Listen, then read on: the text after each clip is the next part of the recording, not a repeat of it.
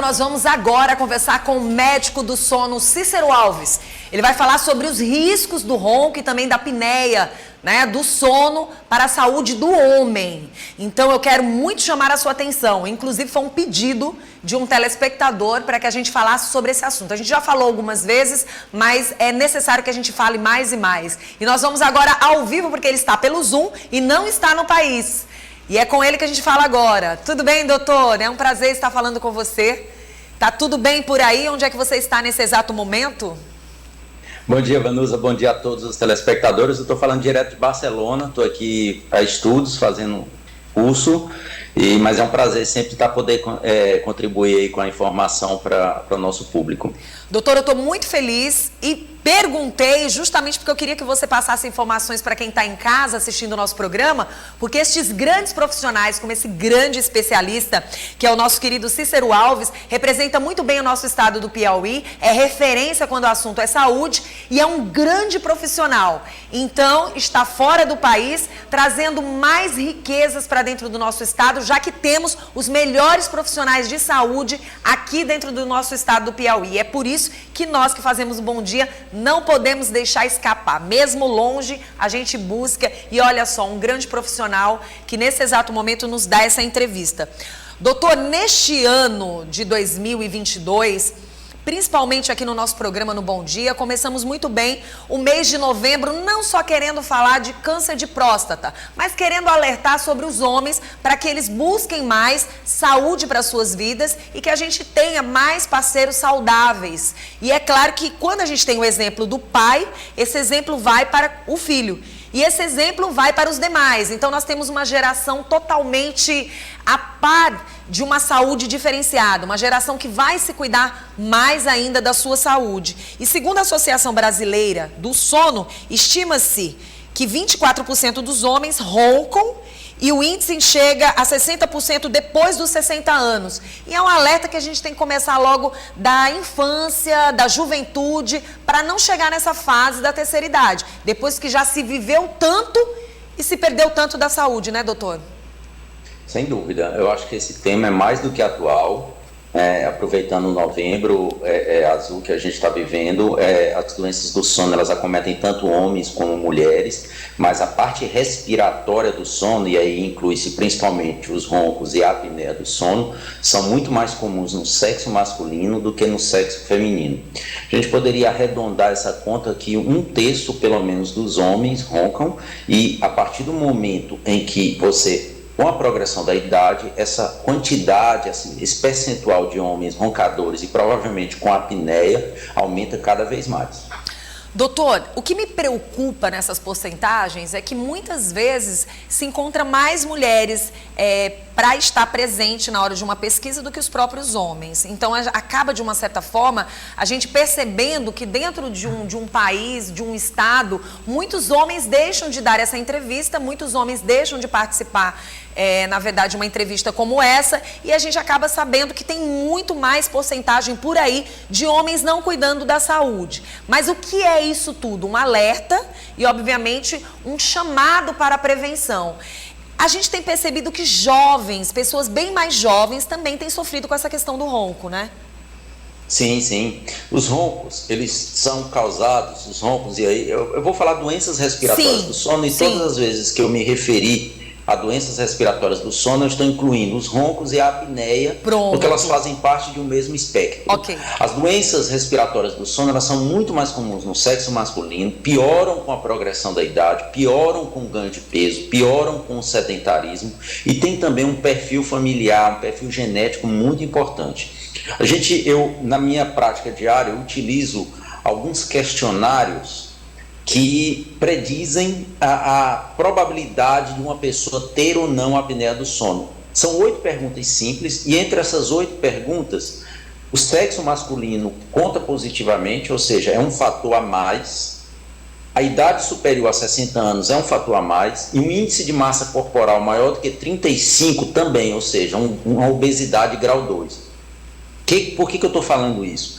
Porque a gente tem como fazer pesquisas e estimar a probabilidade de que uma pessoa tenha ou não a apneia do sono. Se ela é homem, ela ronca ela tem pressão alta, que é uma outra associação muito importante entre ronco e apneia, que são as doenças respiratórias do sono, e pressão alta. É tão forte essa correlação que uma das 8 perguntas principais que a gente faz para saber se uma pessoa tem alta probabilidade de ter apneia é se ela tem pressão alta. Porque grande parte dos pacientes que têm distúrbios respiratórios do sono vão desenvolver, se já não desenvolveram, hipertensão arterial. Então, essa soma de fatores é que predispõem ou não. Dentre essas 8 perguntas, se a pessoa tem mais do que 4 positivas, a probabilidade dela ter apneia do sono é muito alta. E olha só, uma pessoa do sexo masculino acima de 60 anos e que esteja obesa, só aí ela já tem 3 fatores positivos. Se ela tiver pressão alta, já são 4 fatores, a probabilidade dela já é altíssima de ter apneia do sono. Doutor, esta semana passada nós falamos de refluxo aqui no programa, né? E automaticamente, falando do refluxo, a gente chama atenção para várias outras situações. E aí, quando o senhor fala da pressão alta, existem pessoas que provavelmente elas tiveram um momento de pressão alta, mas elas têm o ronco, elas andam cochilando em vários locais. Vamos chamar a atenção para os sintomas. Ótimo. Uma das perguntas, dessas 8 perguntas mais importantes, é a presença de sintomas diurnos. Sintomas diurnos, ou seja, sintomas que a pessoa apresenta durante o dia. Quais são os principais? Sonolência, é aquela pessoa que encosta em qualquer lugar que está dormindo, pega uma carona com um colega para ir ao trabalho, dorme no caminho, está numa sala à espera de um atendimento, cochila, vai ao cinema, cochila. Então, são pessoas que podem cochilar até dirigindo o carro. Outro sintoma muito importante, o cansaço. Pessoas que se sentem todo o tempo estafadas, cansadas, sem energia suficiente para as atividades do dia a dia. Irritabilidade, mau humor. No sexo masculino, a nossa pauta hoje principalmente é no sexo masculino, impotência sexual, infertilidade também, alterações psiquiátricas como ansiedade e depressão. Eu tenho inúmeros pacientes que tratam de ansiedade e depressão, não respondem ao tratamento, ou seja, usam uma medicação medicada, mas não ficam boas porque elas têm um distúrbio do sono associado. O distúrbio do sono não deixa que elas fiquem boas, se curem desses quadros psiquiátricos. Então você tem distúrbios metabólicos, distúrbios inflamatórios, sintomas de sonolência, de cansaço, mas eu queria chamar a atenção principalmente para 3. Sonolência durante o dia, encostou, dormiu, cansaço, falta de energia e irritabilidade, mau humor durante o dia. São os 3 principais que a gente poderia resumir. Doutor, quais são os exames para que a pessoa possa já se cuidar, né? E se ela, na verdade, tem cura? Tá. Se você ronca durante a noite, tem pressão alta e se sente cansado no outro dia, obrigatoriamente você tem que se submeter a um exame que se chama polissonografia. É um exame mais tradicional do sono. É um exame simples, totalmente indolor. Como que ele funciona? É uma monitorização, alguns fios com eletrodos em superfície que cobrem desde a cabeça até os membros inferiores, e a pessoa vai dormir como uma noite comum, uma noite normal da vida dela. Ela vai fazer tudo o que ela faz na noite dela. Se ela assiste filme todos os dias até as 10, ela vai assistir filme até as 10 e depois ela vai dormir, só que nessa noite especificamente com esses eletrodos no corpo dela. E aí esse equipamento, ele monitora todas as funções do corpo dessa pessoa. No dia seguinte, pela manhã, o equipamento é retirado, baixa-se num programa, eu analiso o exame e a partir disso eu consigo entender tudo o que se passa na noite do paciente. Como que funciona o cérebro dele, se ele consegue respirar bem ou não, se o oxigênio cai, se ele tem que fazer muito esforço respiratório para conseguir manter o padrão da respiração durante a noite. É um exame de uma noite só, totalmente indolor e que pode ser feito inclusive na residência do paciente. Antigamente, antes da pandemia, se fazia muito em hospitais, pode ainda ser feito em hospital, mas hoje em dia, até por conta de escassez de leitos hospitalares, hoje em dia a gente tem realizado basicamente na casa do paciente. Doutor, a pessoa descobriu que tem apneia, porque provavelmente naquele exame, naquele dia, quem tem apneia, ela vai com certeza passar por alguma situação que vai constar que é uma apneia do sono. Se ela constou, o profissional constou que ela tem apneia do sono, quais são os tratamentos? E aí a história se tem cura, como é que é feito esse procedimento, principalmente com pessoas acima do peso. Ótima pergunta. Muita gente me pergunta, a apneia do sono tem cura? Depende de cada caso. Vou dar um exemplo. Eu tenho pacientes que perderam 30, 40 quilos e ficaram totalmente curados das suas apneias.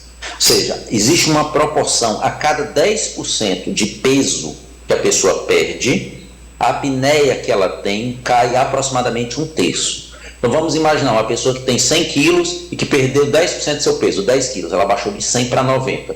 Se ela tinha uma apneia, vamos dizer, ela parava de respirar 15 vezes por hora, que é uma apneia moderada, ela cai de 15 já para 10 por hora, só pela perda desses 10 quilos.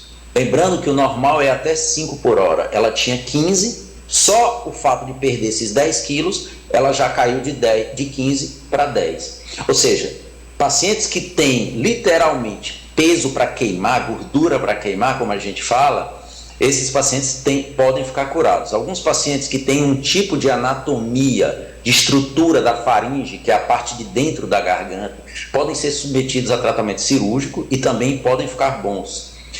Em alguns casos, existem tratamentos que vão ser utilizados, é como se fosse um controle, um tratamento que ele vai, próteses, aparelhos que o paciente vai ter que usar e que ele vai ter que usar indefinidamente, por um tempo indeterminado. O CPAP é o mais comum, que é eu costumo explicar para o público leigo, é uma pressão positiva de ar. Parece muito com um aparelho de inalar que o paciente usa apenas para dormir, que ajuda ele a respirar durante a noite. Existem também outros aparelhos odontológicos que podem ser utilizados, tratamento com fonoaudióloga, outros tipos de terapia em pesquisas, mas a mensagem final é fazer avaliação específica. Nós temos especialistas em Teresina disponíveis para fazer. Constatado o problema, existem vários tipos de apneia. O tipo específico de apneia, que vai ser identificado através da avaliação do especialista, vai ter um tratamento específico para aquele tipo.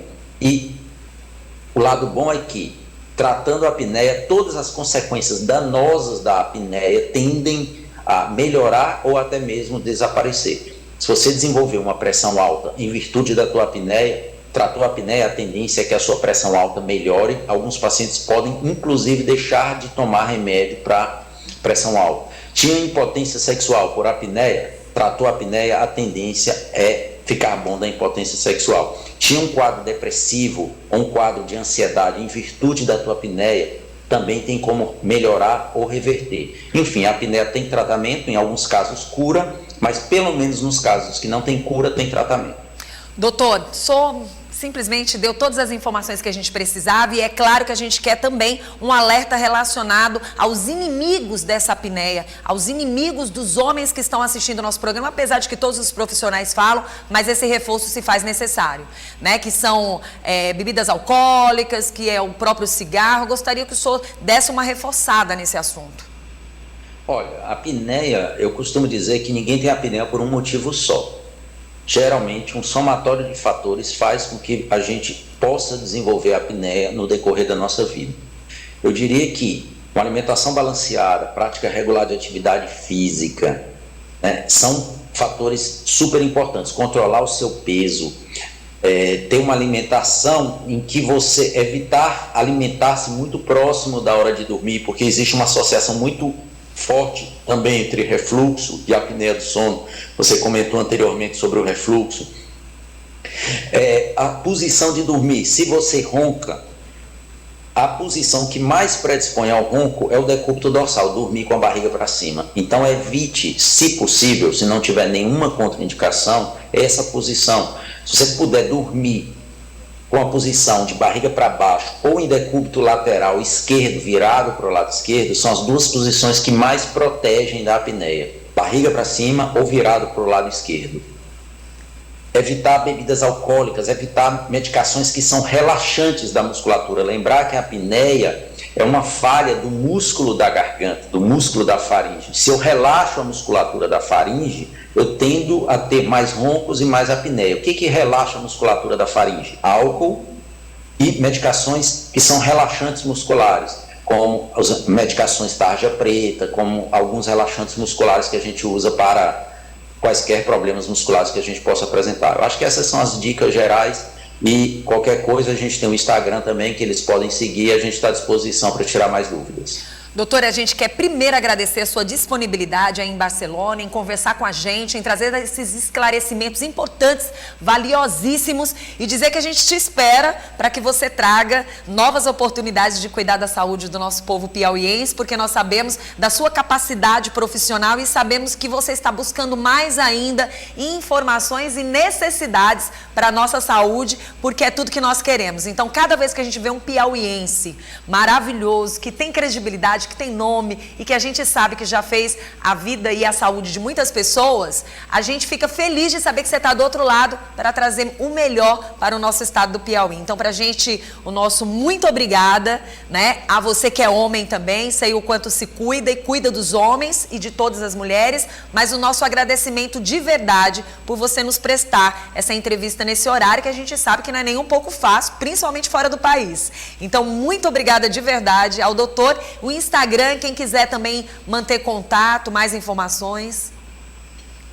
Então, a gente tem um Instagram, @SeuMédicoDoSono, é um Instagram que a gente posta muito conteúdo sobre distúrbios do sono, orientações, tipos de alimento que melhoram e que pioram o sono, por que os eletrônicos hoje são os vilões número 1 da qualidade do sono. A gente está lá à disposição para tirar mais dúvidas. Agradeço o convite e me coloco à disposição para futuras entrevistas. Muito obrigado. Obrigada, doutor Cícero. Que prazer, né? Doutor Cícero Alves aqui, trazendo vários esclarecimentos e a gente cuidando da saúde de você, homem.